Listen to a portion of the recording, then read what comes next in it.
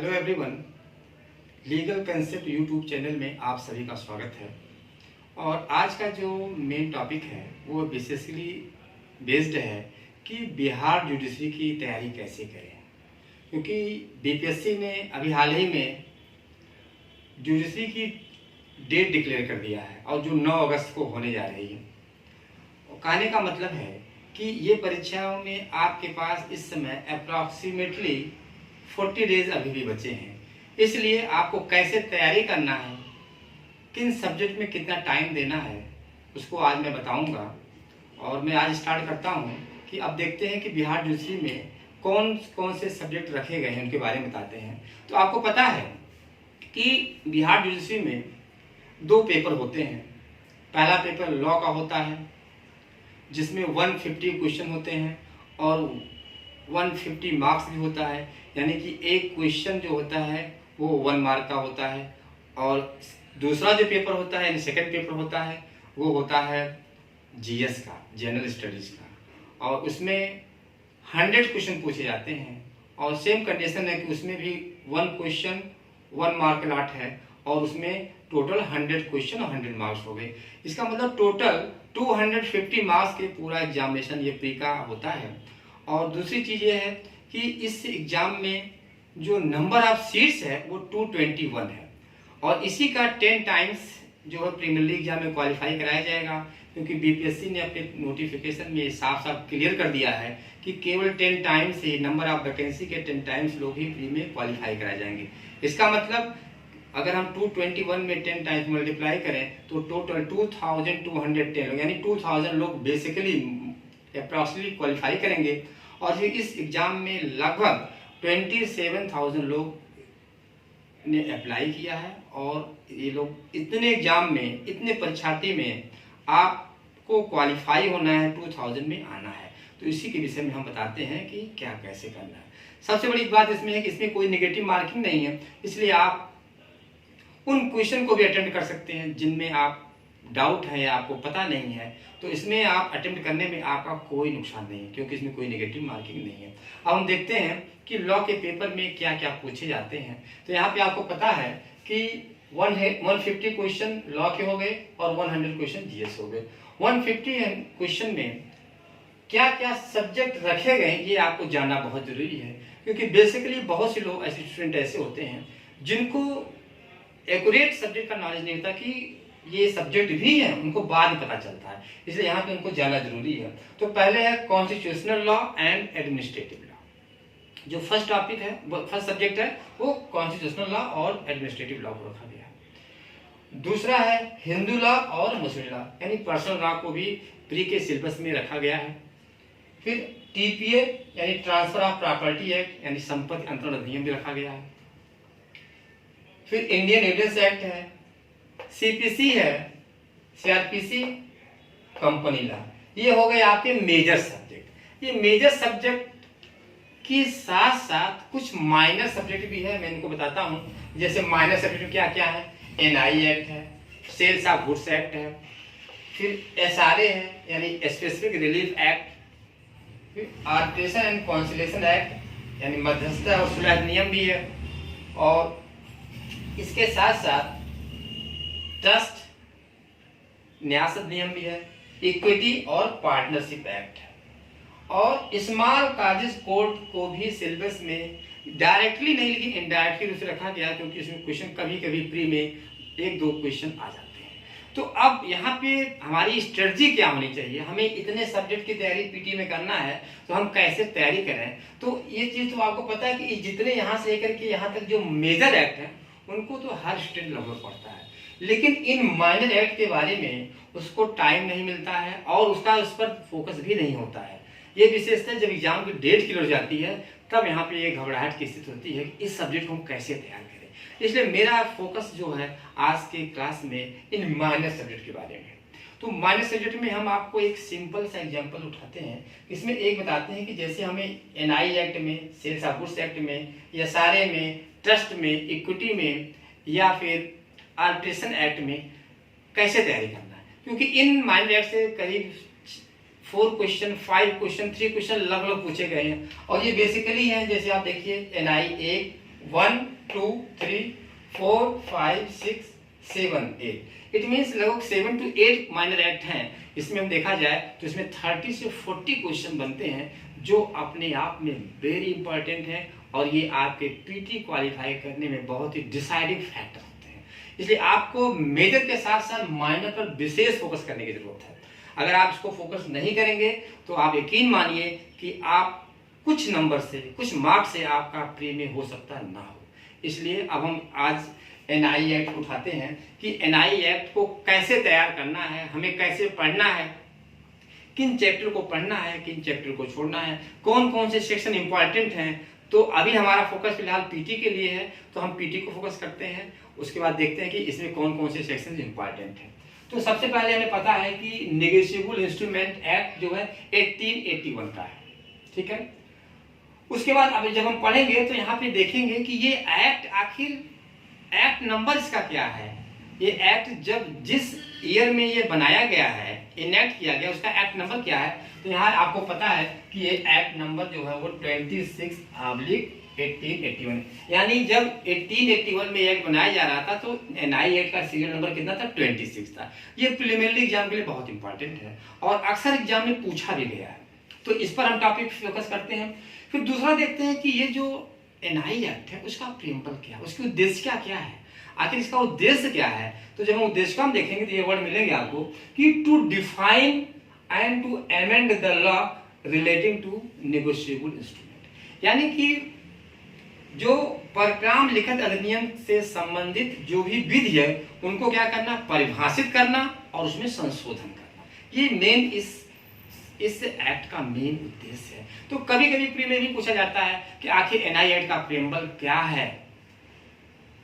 केवल अमेंड करना, केवल डिफाइन करना, कंसोलिडेट करना या ऑल ऑफ द अबव। तो इस चीज को यहाँ पे हमें नेग्लेक्ट नहीं करना।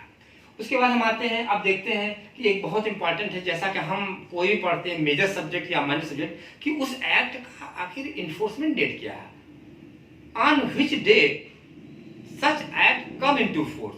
तो यहाँ पे एनआई एक्ट जो है वो 1 मार्च 1881 को ये इन्फोर्समेंट में हुआ, ये लागू हुआ।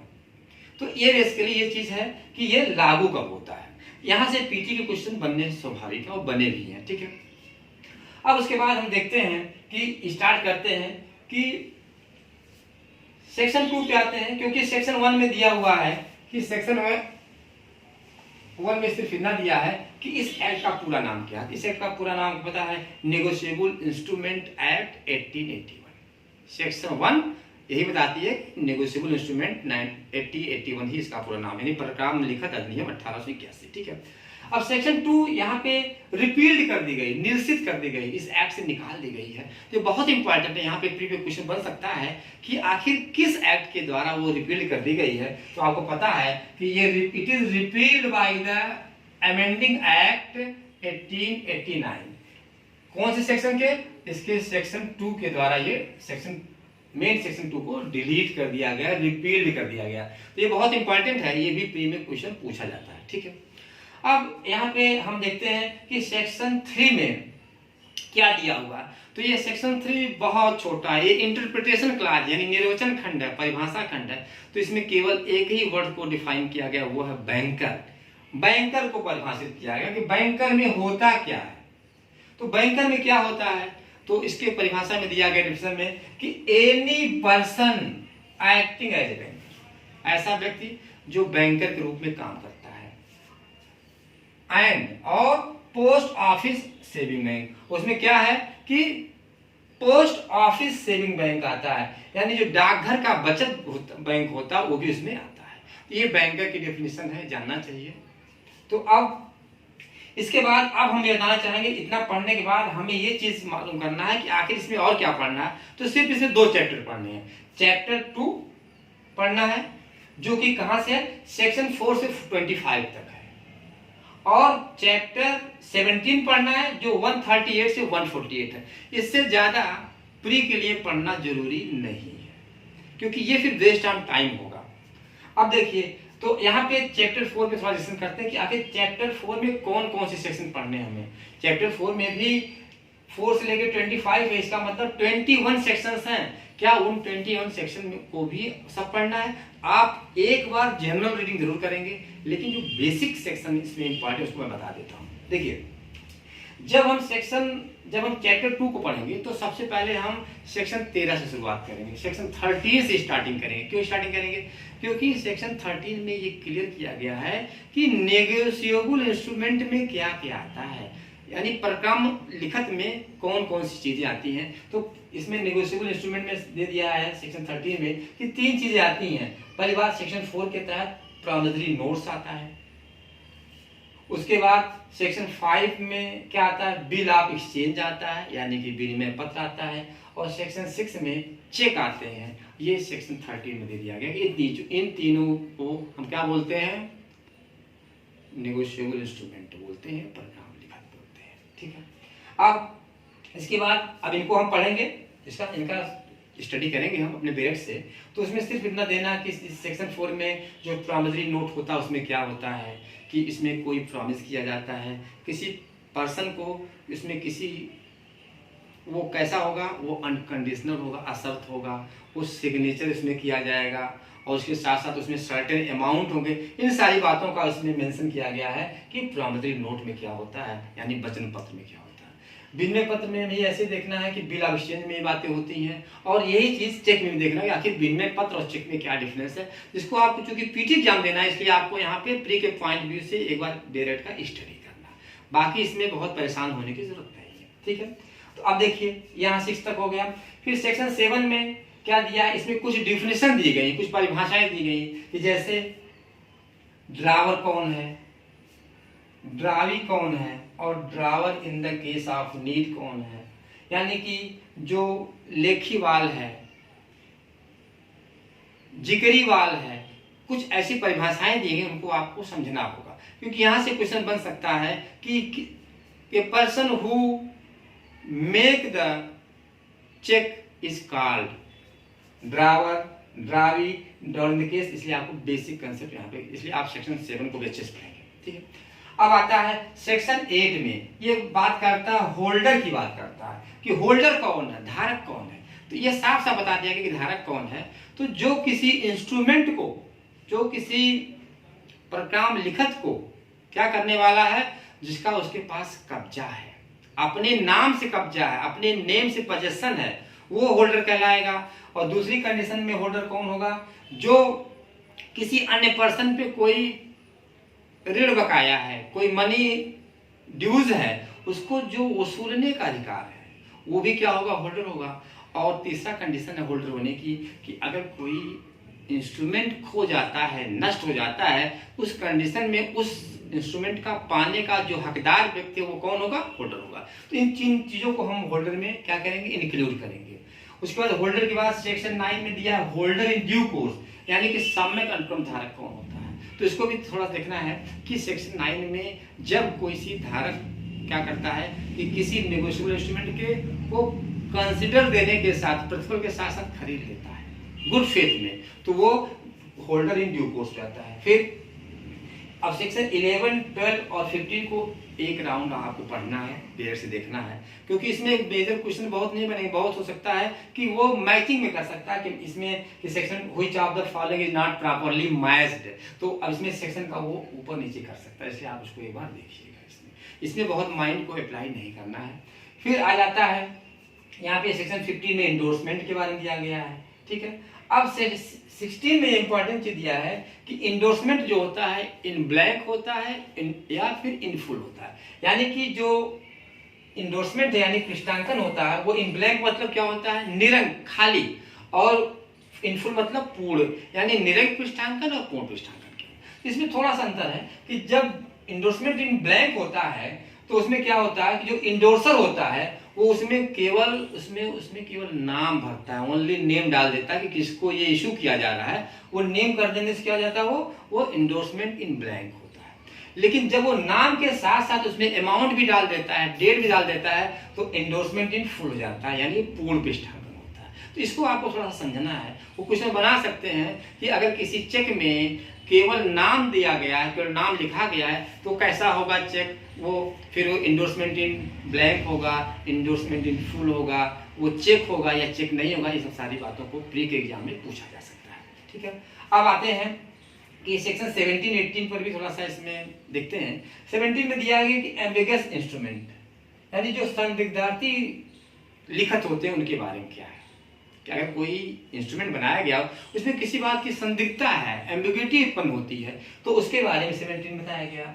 और 18 में क्या गया कि जैसे मान लीजिए किसी नेगोशिएबल इंस्ट्रूमेंट में हम देखते हैं कि ज्यादातर उसमें क्या होता है, उसमें फिगर का प्रयोग होता है और वर्ड्स का प्रयोग होता है, यानी नंबर का और अक्षर का प्रयोग होता है। और जैसे मान लीजिए किसी चेक में लिखा गया है कि 5000 रुपीज, यानी उसको अंकों में लिखा गया, नंबर में लिखा गया 5000 रुपीज, और उसी को वर्ड्स लिखा गया है, लेकिन वर्ड्स नंबर और वर्ड्स में डिफरेंस है, यानी कि फिगर में अलग है और वर्ड्स में अलग है, तो कौन माना जाएगा, वर्ड्स वाला लिखा हुआ माना जाएगा, यानी जो शब्दों में लिखा गया उसको वो माना जाएगा। तो ये इस चैप्टर में बेसिकली आपको पढ़ना है 4 से लेकर के 25 तक, यानी 4 से लेकर के 25 तक पढ़ना है, लेकिन इन सेक्शनों को विशेष रूप से पढ़िए, बाकी एक राउंड आप पढ़ सकते हैं, इसमें कोई प्रॉब्लम नहीं चाहिए। अब उसके बाद चैप्टर 2 के बारे में हम डिस्कशन करेंगे कि चैप्टर 2 में कैसे पढ़ना है, कौन कौन से सेक्शन इंपॉर्टेंट है। सॉरी, अब हम चैप्टर 2 की जगह चैप्टर 17 पे आते हैं। तो चैप्टर 17 को हमें पढ़ना है कहाँ से, 138 to 148। ठीक है, अब चैप्टर 17 को ये ऐड किया गया है, जोड़ा गया, एडिट किया गया है कब, बाई 66 अमेंडमेंट एक्ट के द्वारा जोड़ा गया है, 1988 में जोड़ा गया है, इसको जोड़ा गया है।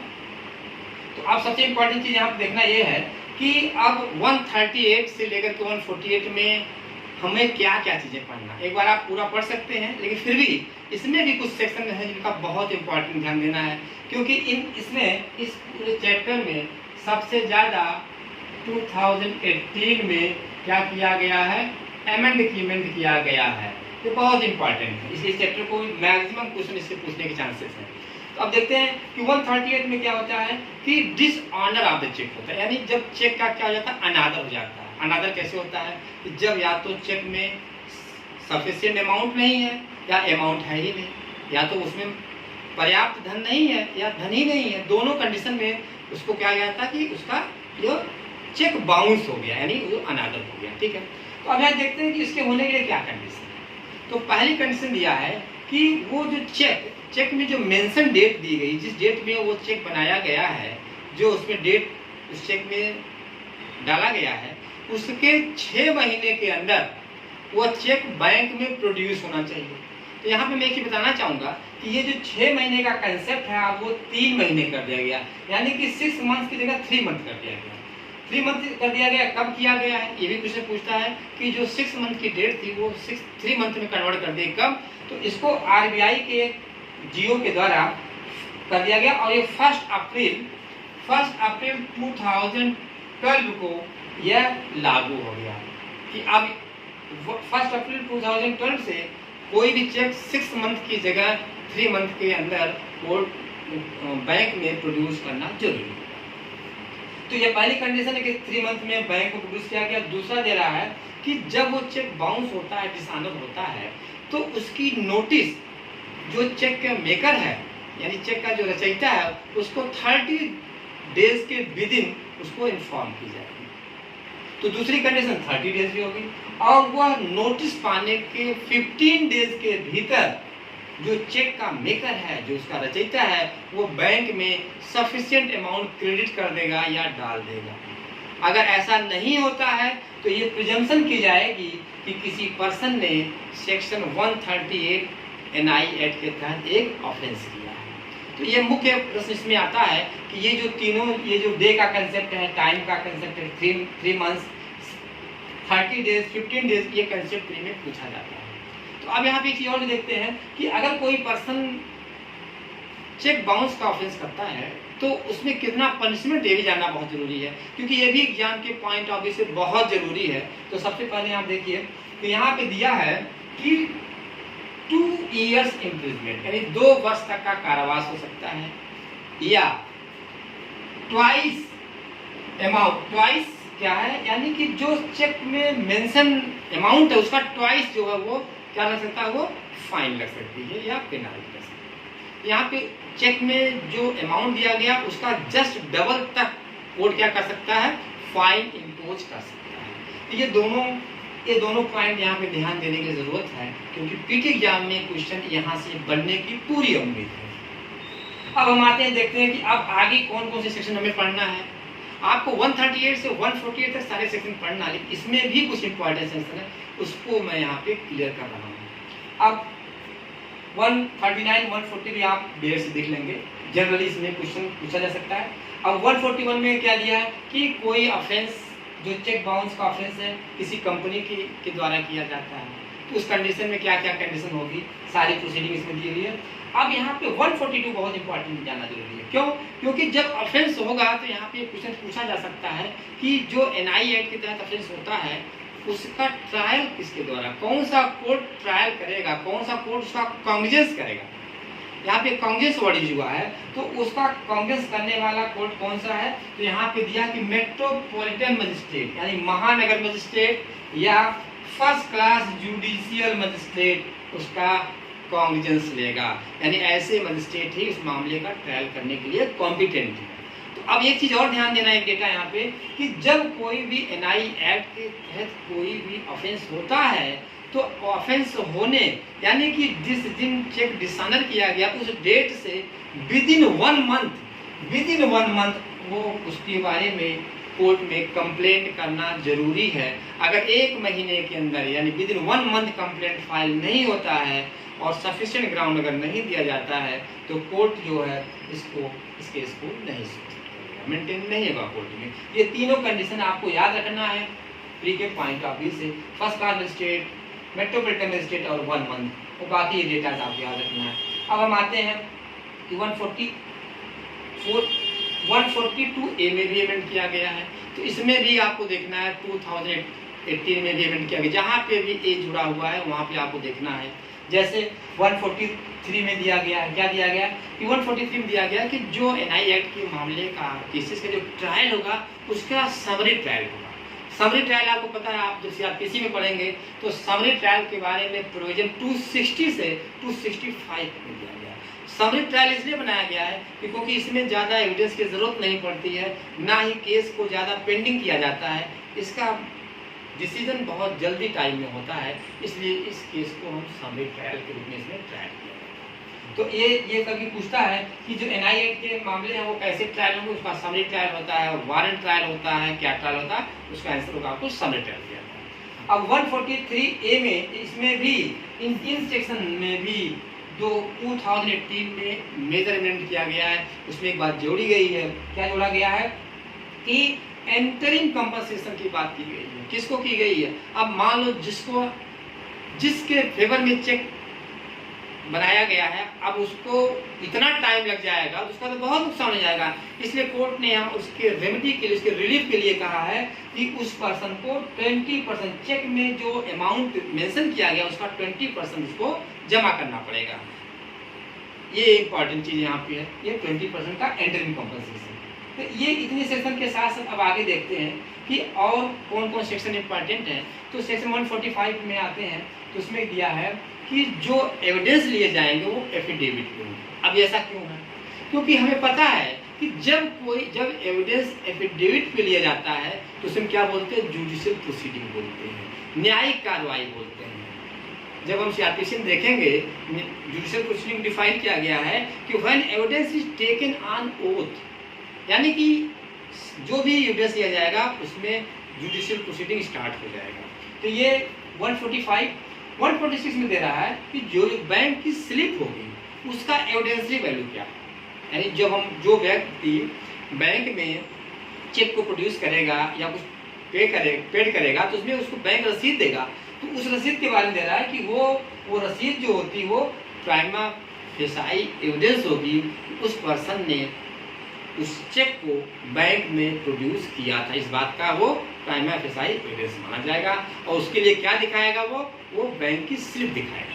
ठीक है, तो अब इसके बाद ये कभी प्रश्न आता है कि क्या जो एनआई के मामले हैं वो कंपाउंडेबल ऑफेंस में आते हैं, नहीं आते हैं? तो सेक्शन 147 क्लियर कर देता है कि एनआई के मामले कंपाउंडेबल ऑफेंस होते हैं, उनका समन होता है। जिस तरीके से अपराधों का समन सीआरपीसी के सेक्शन 320 में होता है, उसी तरीके से यहाँ पे सेक्शन 147 में जो ऑफेंस एनआई एक्ट के होते हैं उनको वो कंपाउंडेबल होते हैं।